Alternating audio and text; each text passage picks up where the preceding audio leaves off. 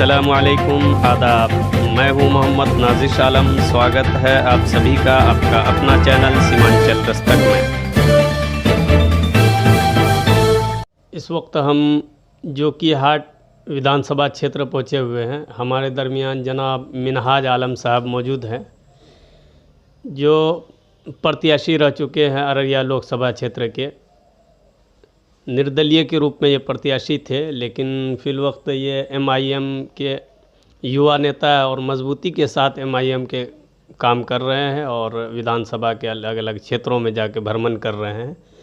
आपका हम स्वागत करना चाहेंगे अपने चैनल में। धन्यवाद। हिंदू भाई को प्रणाम, मुस्लिम भाई को सलाम। एमआईएम वाले हम लोग जहाँ भी जाते हैं चमत्कार करते हैं। हिंदू मुस्लिम सिख ईसाई हम सब है भाई भाई। और आपके जो सीमांचल दस्तक के ये चैनल है, हम सभी लोगों को नमस्कार करते हैं। जैसा कि अभी आपके हम जोकीहाट पहुँचे हुए हैं, चुनाव बिल्कुल सर पर है। बिल्कुल 7 से 8 दिन बाकी रह गया है चुनाव में। क्या क्या तैयारियां हैं आप लोगों की अभी तक? माशाअल्लाह, हम लोगों की तैयारी जो है, एमआईएम जो है ये पतंग है, लोगों के सर चढ़ के बोल रहा है। यहाँ के लोग जो कह रहे हैं कि बचपन से 55 तक हम लोग जो तंग थे, आज पतंग को लेके आए हैं। हम लोग उड़ा के रहेंगे, अवैसी साहब का झंडा को गाड़ के रहेंगे। और अररिया जोकीहाट जो है हम लोग का विधानसभा, इनमें आरजेडी की सरकार रही है 15 साल और नीतीश की रही है 15 साल और 70 साल कांग्रेस ने राज किया है। और इस बार हमको लग रहा है एमआईएम यहाँ पे खूंटा गाड़ देगा। और यहाँ पे दो भाइयों की लड़ाई है, और जाकर के ये दो भाई की जो लड़ाई है ये यहाँ पे देखा नहीं जाता है। यहाँ पे असदुद्दीन अवैसी साहब के नाम पे वोट जा रहे हैं और ये मुसलमानों के रहबर हैं, उनके लिए काम करते हैं। अगर एमआईएम यहाँ पे खूंटा गाड़ता है जोकीहाट में, तो ये कहा जाएगा लालू यादव को हराया है, नीतीश को हराया है, कांग्रेस को हराया है। और इन्होंने 70 साल जो राज किए, यहाँ पे असदुद्दीन अवैसी के नाम पे सीट जाएगी। और ये ना कि बल्कि इसके उसके कैंडिडेट पे नहीं, असदुद्दीन अवैसी साहब का जो ये चमत्कार है, लोग उनके सर चढ़ के बोल रहे हैं। और जाकर के 3 तलाक के बारे में बोला, धारा 370 के बारे में बोला, और जाकर के बिल फाड़ने का काम किया। यहाँ पे 27 गो अल्पसंख्यक है सारे दल से, कांग्रेस हो, आरजेडी हो, जदयू हो, कोई भी हो, जितने भी दल के लोग हैं, यहाँ एनडीए गठबंधन की सरकार है। और ये सर चढ़ के बोल रहे हैं। 2 सांसद हैं, इम्तियाज जलील साहब जो औरंगाबाद से हैं, महाराष्ट्र से, और असदुद्दीन अवैसी साहब जो है बहुत ही बेहतर काम कर रहे हैं। वो बेचारे हॉस्पिटल दिए हुए अपने पैसे से बनाए हैं, कॉलेजेस बनाए हैं और लोगों की मदद करते हैं। जैसे भी हो, वो बहुत ही दिल खोल के काम करते हैं और सबके लिए करते हैं। वो सबके लिए बोलते हैं, हिंदू मुस्लिम सिख ईसाई हम सब है भाई भाई। और यहाँ पे लोग जो अंगुली उठाते थे कि ये बीजेपी का एजेंट है और ये बीजेपी के कहने पे काम करते हैं, ये लेकिन बिल्कुल गलत बात है। हमारे आपका जो ये जोकीहाट विधानसभा क्षेत्र है, यहाँ के लिए 2 लोग मजबूत दावेदार थे, एक जनाब अब्दुल्ला सालिम साहब, एक गुलशन आरा साहिबा। लेकिन इन दोनों को टिकट छोड़कर तीसरे के तरफ जनाब शाहनवाज साहब को टिकट मिला है, जो वर्तमान एमएलए थे आरजेडी से, लेकिन उनका टिकट कट जाने की वजह से वो एमआईएम में आए हैं। तो जो लोग पहले के कार्यकर्ता थे एमआईएम के, जैसे कि आप भी थे, इनके अलावा जो थे सारे ही लोग अभी मौजूद हैं एमआईएम में। हालांकि टिकट जो मुख्य दावेदार 2 लोग थे उनसे तीसरे की तरफ आया है। तो ऐसी स्थिति में जो कार्यकर्ता है वो साथ में है, बेशक साथ में है। और हम लोग जो कहते थे, जब भी हम लोग अपना प्रोग्राम देते थे, हम लोग यही कहते थे, एमआईएम जो टीम है, हमारे जो आला कमान है, असदुद्दीन अवैसी साहब और जाकर बिहार के जो रहबरी कर रहे हैं अख्तरुल ईमान साहब, और उन्होंने हम लोगों को ये कहे कि देखिए हम लोगों को जोकीहाट सीट जीतना है और यहाँ हम लोगों को लड़ाई है महागठबंधन से और एनडीए गठबंधन से सीट निकालना है। और सीट निकलेगा कैसे? हम लोग इसमें मंथन कर रहे हैं। इसीलिए कहते हैं कि दमदार आदमी जो है उनको चुने, आप लोग मदद कीजिए। और जितने भी लोग इसमें आए हैं MIM में, माशाअल्लाह हम लोगों का ये जो MIM टीम है ये मजलिस की टीम है, और जितने भी आए तो उसमें आ सकते हैं। अकेले चल पड़े थे जानिब मंजिल के तरफ, लोग साथ आते गए और कारवां बनता गया। जैसा कि यहाँ दो भाइयों की लड़ाई है, जनाब सरफराज साहब RJD से हैं महागठबंधन, दूसरा जनाब शाहनवाज साहब MIM से हैं। इनके अलावा भारतीय जनता पार्टी का भी कैंडिडेट है यहाँ। और लोगों का ये कहना है कि कहीं आपसी दो भाई की लड़ाई से तीसरे खेमे के लोग यहाँ की सीट ले जाएंगे।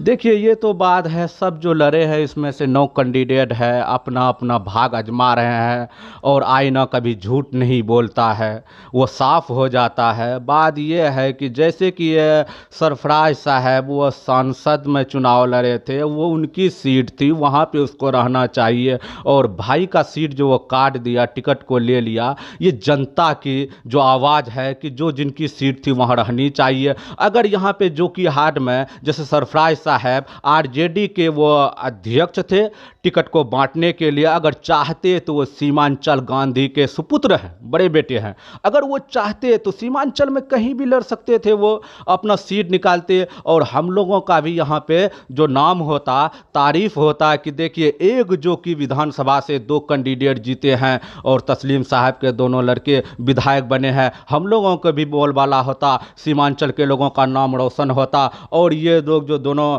लड़ गए हैं, और ये रत्ती भर कपार अपने अपने वो अपने भाग से लड़े हैं, ऊपर वाले लिख दिए हैं, ये तो किस्मत की बात है, तकदीर है, ऊपर वाले लिखते हैं, कब क्या हो नहीं हो ये तो ऊपर वाले के हाथ में है। लेकिन रुझान जो आप लोगों के बीच में जाते हैं तो ज़्यादातर किसके प्रति ज़्यादा रुझान है लोगों का?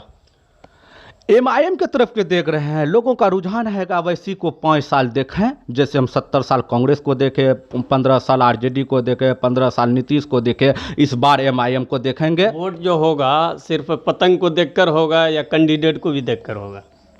और कैंडिडेट की भी कुछ भूमिका है, और जाकर के मान लीजिए अभी जैसे बोले कि सरफराज साहब लड़ गए तो वो क्या अकेले, वो कैंडिडेट भी चुनाव मन बनाए हुए थे लड़ने के लिए, वो लड़ते तो यहाँ पे वोट का वितरण होता। अवैसी साहब ने कहे कि हम लोग जितने भी MIM के वफादार हैं, सच्चे हैं और पक्के हैं, वो ईमानदारी से काम करते हैं, हम लोग जो कार्यकर्ता है हम लोग नेक है, हम सब एक हैं, हम लोगों को कैंडिडेट को नहीं देखना है, पार्टी को देखना है, पार्टी को निकालना है, और वो रहबरी करेंगे, बिहार में आवाज़ उठाएंगे, और यहाँ पे अल्पसंख्यक है, हम लोग सब चीज़ छीन के लेके आएंगे। जैसे जोकीहाट में सभी धर्म के लोग रहते हैं, लेकिन मुस्लिम बहुल्य क्षेत्र ये कहलाता है, तो इस वक्त MIM के साथ या शाहनवाज के साथ या आपकी टीम के साथ जो लोग खड़े हैं उसमें सभी धर्म जाति के लोग हैं या सिर्फ किसी एक धर्म विशेष के लोग हैं? सारे जाति के लोग हैं, लेकिन सबकी भागीदारी है। जैसे अभी देखे ना, अभी बोले कि न हिंदू मुस्लिम सिख ईसाई हम सब है भाई भाई, और हमारे पार्टी को भुटकटवा कहते थे, माशाअल्लाह अभी देखिए, और पार्टी में बिहार के अंदर सबसे ज़्यादा मजबूत जो पार्टी है MIM पार्टी है, और जाकर के बहन मायावती हम लोगों के साथ गठबंधन किए हैं, दलित से आते हैं, और उपेंद्र कुशवाहा वो कुर्मी से आते हैं, और नीतीश कुमार जी जो जात से आते हैं उसी से आते हैं, और अच्छी भागीदारी है। और हमारे देवेंद्र यादव जी जनता दल समाजवादी पार्टी से हैं, यादव हैं, वो भी आए हैं, हमारे असदुद्दीन अवैसी साहब मुसलमानों को रहबरी कर रहे हैं, अल्पसंख्यक की बात को बोल रहे हैं, आगे पहुंचा रहे हैं, सीना ठोके हुए हैं। लोग कहते हैं कि 56 इंच का सीना जो है वो नरेंद्र मोदी का है, लेकिन हमारे कहने का मतलब है अगर किसी शख्स का 36 इंच का सीना है तो हमारे बालिस्टर असदुद्दीन अवैसी का सीना है। लेकिन आप ये बताइए, उपेंद्र कुशवाहा जी को असदुद्दीन ओवैसी साहब के गठबंधन का मुख्यमंत्री का चेहरा बनाया गया है, तो लोग कहाँ तक इसमें कामयाब हो पाएंगे? बेशक हमको लगता है कामयाब हो जाएगा। जैसे देख लीजिए RJD की सरकार बनी, और जाकर के महागठबंधन के नीतीश जी बने, उसी जात से आते हैं वो भी, लेकिन पढ़े लिखे हैं, साफ सुथरे हैं, और सेंट्रल सरकार में वो रह करके मंत्री भी रहे हैं, अच्छे भूमिका की निभाए हैं, उनके पास वो क्षमता है, और जाकर के उनके पास वो सलाहियत है। हो सकता है अगर जनता जनार्दन चाहे तो तीसरा मोर्चा की सरकार बन सकती है।